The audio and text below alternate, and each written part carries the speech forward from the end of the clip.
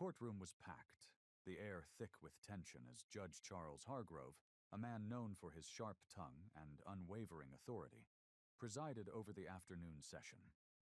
The usual cases had passed without much fanfare: minor disputes, traffic violations, and civil infractions. Then, without warning, the energy in the room shifted. The moment Karoline Leavitt stepped in, her presence commanded attention. At just 27 years old, she was the youngest White House press secretary in history, a rising force in American politics. Dressed in her signature navy blue blazer, her small silver cross gleamed under the fluorescent lights. It was not a loud statement, not an act of defiance, just a quiet, personal symbol of faith. From the moment she took her seat, whispers rippled through the crowd. Some recognized her immediately, nudging each other in quiet excitement. Others simply sensed that something was different about her. She was here on official business, sent directly by President Trump to observe a case involving a religious discrimination lawsuit. It was routine, a simple fact-finding mission. But she had no idea that within moments, she would find herself at the center of the controversy. Judge Hargrove's gaze landed on her, his eyes narrowing behind thin, wire-rimmed glasses. His expression, at first indifferent, shifted into something sharper. He was a man who thrived on control, and something about Karoline seemed to challenge it without her even speaking a word. Then, his focus dropped to the small cross on her collar. A flicker of irritation crossed his face. He tapped his gavel twice, leaning forward with an air of calculated authority. "Miss Leavitt," he said, his voice low but commanding. "I don't know how they do things at the White House, but in my courtroom, we maintain neutrality. That cross, take it off." The room fell into stunned silence. People exchanged glances, uncertain of what they had just heard. This wasn't a security issue. It wasn't a violation of dress code. There were no rules against religious symbols in court. Yet here was a federal judge, singling out the White House press secretary, demanding she remove a simple emblem of faith. Karoline didn't flinch. She sat up straighter, locking eyes with the judge. Her voice, when she finally spoke, was measured and clear. "Your Honor, I am here as an observer, not as a plaintiff or a defendant.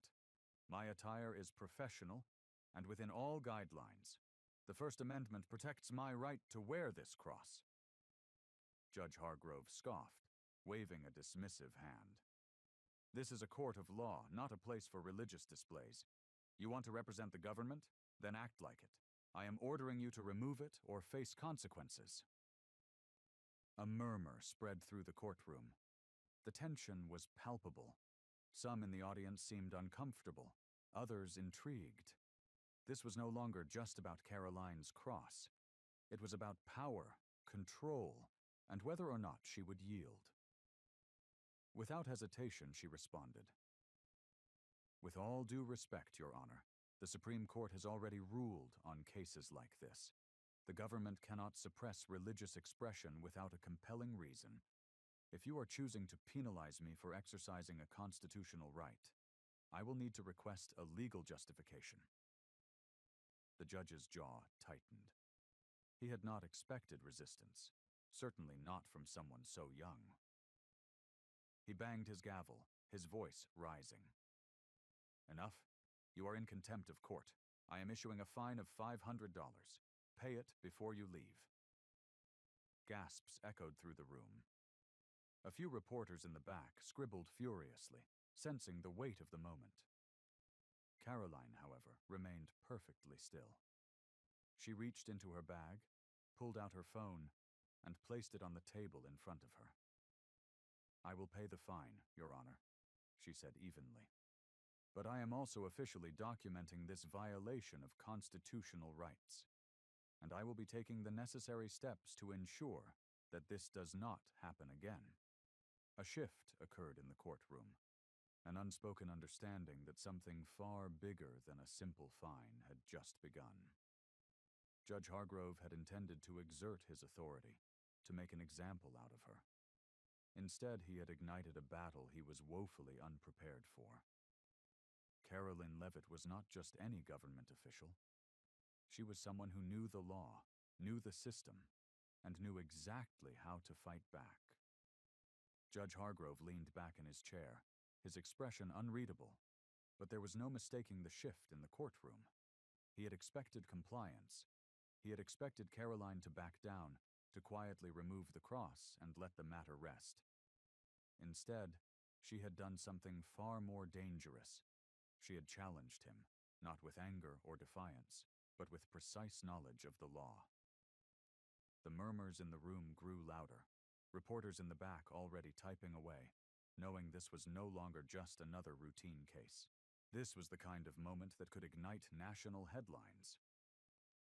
Karoline remained calm, her hands folded neatly on the desk in front of her. She wasn't rattled. If anything, she seemed prepared for this. Judge Hargrove, however, wasn't finished.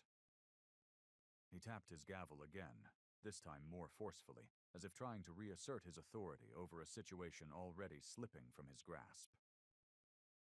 "Miss Leavitt," he said, voice sharp, "you are dangerously close to escalating this situation further. This court operates under strict neutrality. Religious symbols are divisive, and I will not have them disrupting proceedings. I have given my order. You will comply." Karoline didn't waver. She exhaled slowly, then spoke with measured precision. "Your Honor, with all due respect, that is not how neutrality works. If your court is truly neutral, then it should not single out religious expression for suppression. The First Amendment explicitly protects freedom of religion. The Supreme Court has reaffirmed this multiple times, most notably in Tinker v. Des Moines and Church of Lukumi Babalu I v. City of Hialeah. The government, including the judiciary, cannot restrict religious expression without demonstrating a compelling reason." The weight of her words settled over the room. A few of the attorneys sitting in the gallery exchanged glances. They knew she was right. The law was clear. But Judge Hargrove was not a man accustomed to being questioned. His lips curled into a thin smirk. "You think quoting case law at me is going to change my ruling?" "It's not about changing your ruling," Karoline replied smoothly. "It's about making it clear that this ruling is unconstitutional. If you fine me, that becomes part of the public record. If you continue to enforce an illegal order, it opens the door for an appeal. And if you're seen as targeting religious individuals unfairly, that is a direct violation of federal discrimination laws." The judge's smirk faltered. He wasn't dealing with a defiant activist. He was dealing with a legal mind trained at the highest levels of government, someone who understood not just her rights, but the full implications of his overreach. And now the entire courtroom was watching to see what he would do next. He could double down, risk turning this into a full-blown legal scandal. Or he could back off, knowing that any further action would be scrutinized by the media, the legal community, and possibly even the federal government. The silence stretched between them, the weight of the moment pressing down on the room. Then, in an attempt to save face, Judge Hargrove exhaled sharply, gripping his gavel tighter. "I will not engage in a legal debate with you, Miss Leavitt," he said curtly. "The fine stands. If you wish to challenge it, you are welcome to take the matter up with the appellate court."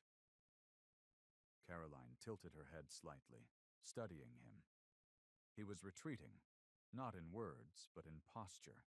He was trying to assert his authority, but he had already lost control of the narrative. She nodded once, reached for her phone, and calmly typed out a message. Within moments, a reporter in the back of the courtroom received a notification.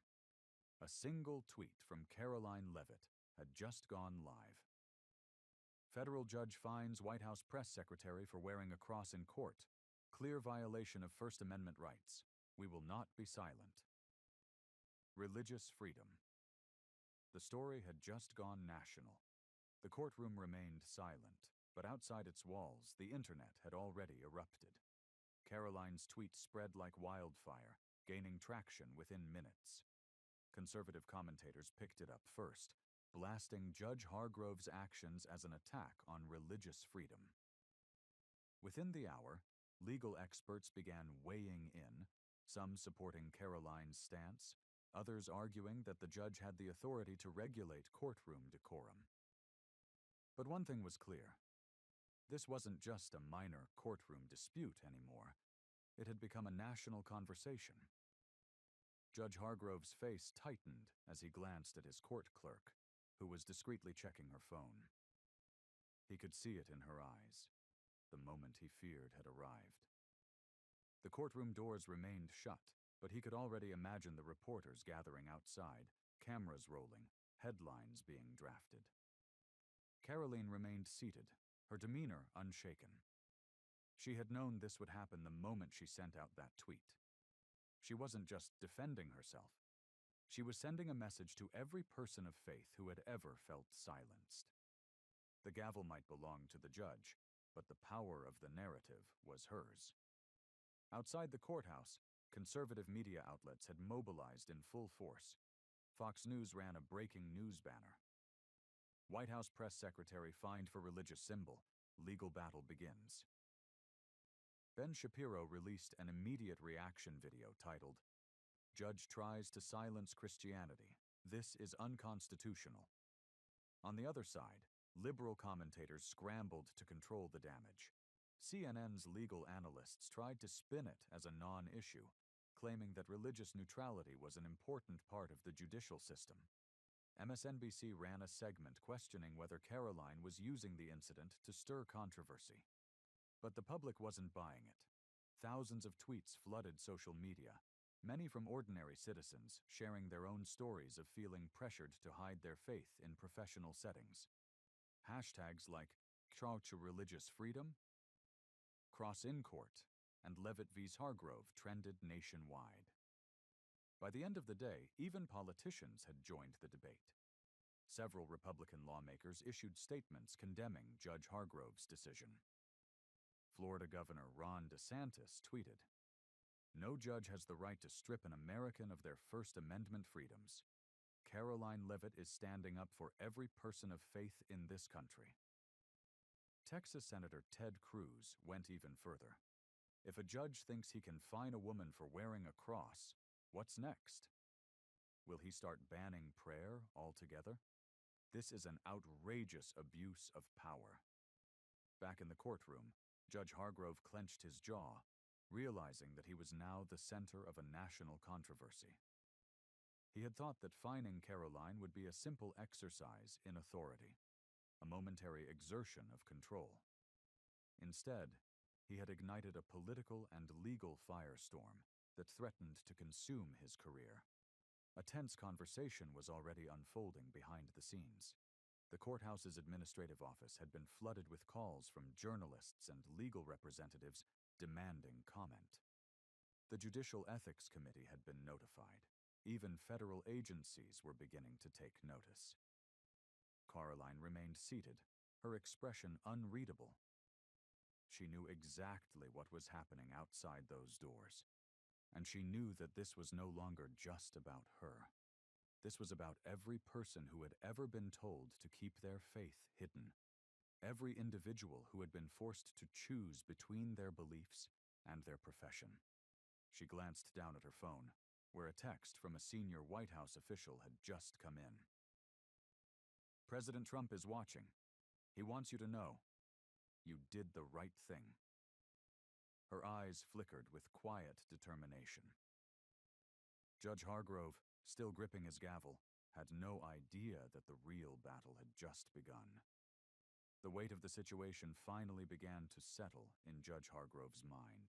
What had started as a simple act of judicial authority, fining a press secretary for wearing a cross, had escalated into a nationwide controversy. His courtroom was no longer just a local legal venue. It had become the focal point of a political and constitutional crisis. As the day unfolded, pressure mounted from every direction. The courthouse received a flood of calls from legal watchdog groups demanding an explanation for his actions. The American Center for Law and Justice, ACLJ, issued a formal complaint, accusing Judge Hargrove of religious discrimination. Meanwhile, Alliance Defending Freedom, ADF, announced that they were preparing legal action to challenge the fine as an unconstitutional violation of Karoline's rights. Hargrove's legal team advised him to remain silent, but behind closed doors, he was already in damage control mode. He had never anticipated that a minor contempt fine would draw the attention of the White House, conservative media, and civil rights attorneys all in the same day. Meanwhile, inside the courthouse, Karoline Leavitt remained composed. She had expected pushback, but what she didn't expect was just how quickly the system would react. The D.C. Judicial Ethics Committee had announced an internal review of Hargrove's actions, citing concerns over impartiality and possible violations of judicial conduct. By mid-afternoon, White House officials had begun weighing their options.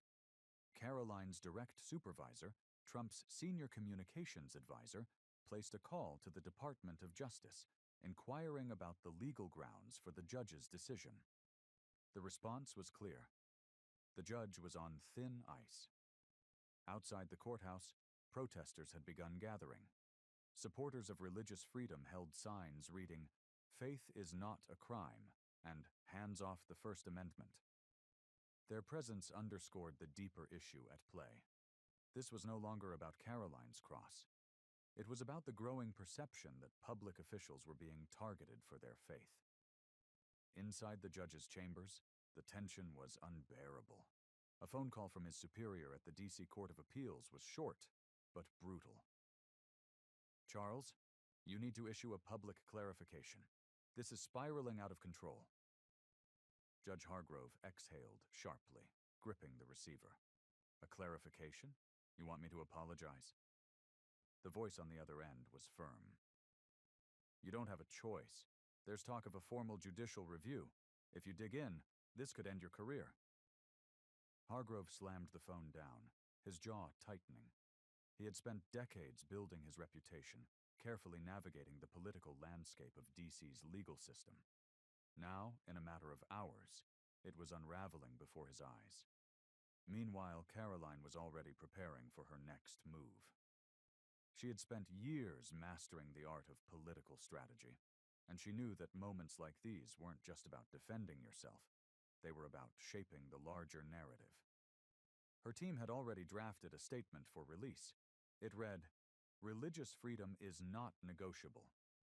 I wore my cross today, as I do every day. Not to make a statement, but because it is a part of who I am. No American should ever be forced to hide their faith. The First Amendment protects all of us, regardless of belief. I will not back down." The statement was sent to every major news outlet, instantly amplifying the pressure on Hargrove. Within minutes, Fox News ran a breaking news segment, reading Karoline's words on air. The segment ended with a stark warning from a legal expert. If this case escalates, it could land in federal court. The judge's actions were not just improper, they were unconstitutional. By evening, the conversation had reached another level. The White House Correspondents Association issued a statement condemning any attempts to restrict journalists' personal rights in government spaces. Even some liberal commentators admitted that the fine appeared excessive. For Judge Hargrove, the reality was clear. He was losing control. As the sun set over Washington, D.C., his phone buzzed with an urgent email from the Judicial Ethics Committee. Subject: Immediate response required. Judicial conduct review initiated. Hargrove's hand trembled as he clicked the email open. He could already see where this was heading. Karoline Leavitt wasn't just fighting back, she was winning. Judge Hargrove sat in his office, the weight of his career pressing down on him. The Judicial Ethics Committee had officially launched an investigation. News outlets were running segments questioning his impartiality, and the White House had made it clear that they would not let this go. His once untouchable authority was now crumbling beneath him. With no other options, Hargrove made a desperate attempt to salvage his reputation. Early the next morning, His office released a public statement claiming that his fine against Karoline was a misunderstanding and that it was never about restricting religious expression. He insisted that the fine was issued due to courtroom decorum violations, not because of Karoline's cross. But it was too late. Karoline saw through the weak attempt at damage control and was ready with her next move. As the media buzzed over Hargrove's response, she scheduled a press conference in front of the courthouse, where it had all started. Reporters gathered, cameras rolled, and the nation watched.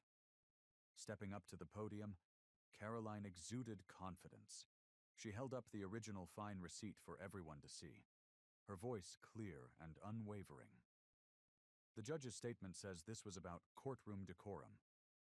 But if that were true, why weren't others in that room, wearing t-shirts with slogans, oversized jewelry, or other personal expressions, given the same fine? She let the silence hang for a moment, then continued. This wasn't about decorum. This was about targeting religious expression, and if we let this slide, where does it stop? Her words sent a shockwave through the media. Even neutral journalists had to admit that she had a point. The evidence was there. The disparity in treatment was undeniable. By the end of the press conference, social media erupted. The hashtag number Religious Freedom Matters began trending, fueled by thousands of posts supporting Karoline's stance. Conservative commentators hailed her as a fighter for constitutional rights, while even some moderate voices acknowledged that Judge Hargrove's decision was indefensible. With the pressure mounting, the judge received the final blow, a formal summons from the D.C. Judicial Review Board. He was officially being investigated for misconduct. Karoline had not only defended herself, she had turned the tables on the very system that tried to silence her. As news of the Judicial Review Board's investigation spread, Judge Hargrove's once unshakable authority crumbled overnight. His courtroom, once a place where he ruled with unquestioned power, was now under scrutiny from legal experts, journalists, and the public. Hargrove initially tried to defend himself, appearing in a brief TV interview where he claimed he had been misunderstood and that his actions were about maintaining the dignity of the courtroom. But it backfired. When asked directly why others in the courtroom had not received similar fines, he stumbled over his words, failing to provide a coherent answer. The media saw right through it. Karoline, on the other hand, remained poised and unshaken. While the judge struggled to contain the firestorm, she was expanding the conversation. She didn't just make it about herself. She made it about every American's right to religious expression. She appeared on national news networks, calmly explaining how her case was just one example of a growing issue where faith-based individuals were being unfairly silenced. Legal scholars weighed in, citing her case as a turning point for First Amendment discussions. The White House saw an opportunity and seized it. President Trump's team drafted an official statement emphasizing the administration's commitment to religious freedom. The D.C. Judicial Review Board announced that due to mounting evidence and public interest, they were expanding their inquiry into Judge Hargrove's past cases, searching for patterns of bias. What they found was damning. Hargrove had a history of issuing steep fines for religious symbols and expressions, while ignoring clear violations of courtroom decorum from others. Over the past 2 years, nearly 80% of the fines related to personal attire in his courtroom had been directed at Christians and other religious individuals. With this evidence in hand, legal experts called for his resignation. The pressure became unbearable. Hargrove was now the face of judicial overreach, a judge who had let personal bias cloud his decisions. Within 48 hours, the D.C. Judicial Review Board made its ruling. Hargrove was suspended pending further investigation. For Karoline, this wasn't just a victory. It was a reckoning. She hadn't just defended herself. She had exposed a system that had been hiding in plain sight. With Judge Hargrove suspended, the impact of Karoline's fight spread far beyond Washington, D.C. What had started as a single courtroom confrontation had now evolved into a national discussion on religious freedom, judicial bias, and the power of standing up for one's beliefs. Social media exploded with support. The hashtag #CrossInCourt surged to the #1 trending topic on X. Conservatives, religious organizations, and free speech advocates rallied behind Karoline, praising her for exposing what they called a double standard in the legal system. Her refusal to back down resonated deeply with millions of Americans who had witnessed similar bias in their own lives. Mainstream media outlets were forced to cover the story. Some tried to downplay it, calling it an overreaction or a political stunt. But the video footage didn't lie. The courtroom exchange, captured on hidden recordings and later leaked online, showed Hargrove's condescending tone and unfair application of the rules. The public wasn't buying any attempt to spin it. Legal experts weighed in, debating the constitutional implications of the case. Karoline was invited to speak on major news networks, where she calmly laid out her argument. This wasn't about politics. It was about fundamental rights. She cited landmark Supreme Court cases that protected religious expression, shutting down any opposition with cold, hard legal facts. Meanwhile, the D.C. Judicial Review Board expanded their investigation, digging into Hargrove's past rulings. Reports surfaced that he had dismissed cases involving explicitly offensive attire, yet had aggressively fined individuals for wearing small religious symbols. The hypocrisy was undeniable. The fallout reached the highest levels of government. Conservative members of Congress called for wider judicial oversight, demanding stricter measures to prevent bias in the courtroom. Even those who didn't initially support Karoline's stance were now forced to acknowledge the legal precedent she had set. Back at the White House, President Trump seized the moment, issuing a formal statement praising Karoline's actions. He declared, "No American should ever be punished for their faith. The Constitution guarantees it, and today, Karoline Leavitt reminded the nation why that matters." The momentum was undeniable. Karoline had not only defended herself, she had triggered a movement. One courtroom decision had sent shockwaves across the country, and there was no stopping it now. As the national uproar continued, Judge Hargrove found himself at the center of a growing scandal. The D.C. Judicial Review Board formally suspended him, pending a full investigation. But the pressure didn't stop there. Calls for his resignation echoed across legal circles, conservative media, and even among his own peers. For years, Hargrove had operated unchecked, making rulings that many now saw as clear examples of judicial overreach. Now, under intense scrutiny, old cases were being re-examined. More individuals came forward, sharing their experiences of being unfairly fined or dismissed for displaying religious symbols in his courtroom. The pattern of bias was undeniable. Public opinion turned sharply against him. Some legal analysts on mainstream networks attempted to defend Hargrove, arguing that he had simply been trying to maintain courtroom neutrality. But those arguments fell flat as court transcripts, witness testimonies, and video evidence flooded the internet, revealing a clear double standard. Hargrove had been selective with his enforcement, punishing religious expression while allowing blatantly inappropriate attire to pass without question. Under immense pressure, Hargrove finally broke his silence. In a brief, defensive statement to reporters, he insisted he had acted within the bounds of judicial discretion, but admitted that perhaps he had been too strict in his rulings on religious symbols. His words did little to help his case. The damage was already done. The final blow came when the D.C. Judicial Council announced a full internal review of court policies regarding religious freedom.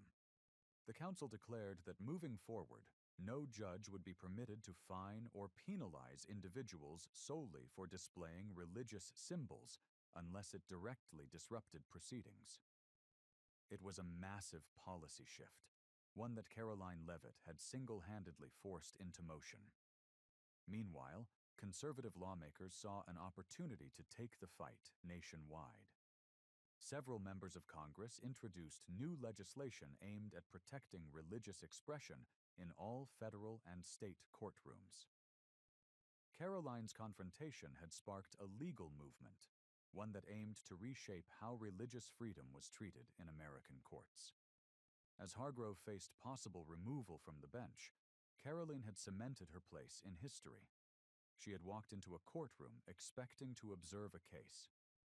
Instead, she had become the case, and in doing so, changed the system forever. Karoline Leavitt had not set out to make history that day. She had simply walked into the courtroom to observe a legal proceeding on behalf of the White House. But when faced with blatant judicial overreach, she did not back down. She stood her ground, fought with the law, and exposed a deeply rooted bias that had been operating in plain sight for years. Her actions had ripple effects far beyond that courtroom. The national conversation around religious freedom, judicial fairness, and constitutional rights had been reignited. Millions of Americans who had felt silenced or dismissed for their faith now had a new champion in Karoline Leavitt. The viral footage of her calmly dismantling Judge Hargrove's arguments had become a symbol of defiance against overreaching authority. The impact was immediate. Federal and state courts across the country began reviewing their own policies on religious expression. Conservative leaders rallied behind new protections to ensure no judge could ever repeat what Hargrove had done. Meanwhile, mainstream media struggled to contain the narrative, attempting to downplay Karoline's victory. But the footage, the evidence, and the public outcry were too overwhelming to ignore. For Judge Hargrove, his career was effectively over. His suspension turned into a full resignation, and his name became a cautionary tale about what happens when personal bias overrides the Constitution. The legal community took note. No judge was above the law. Karoline, on the other hand, emerged stronger than ever. She was no longer just the youngest White House press secretary in history. She was now a symbol of unwavering strength, sharp intellect, and unshakable faith. And as she returned to the White House that evening, her silver cross still glimmering on her blazer, she knew this was just the beginning. Because when you stand up for what is right, you do not just win battles, you change the system forever.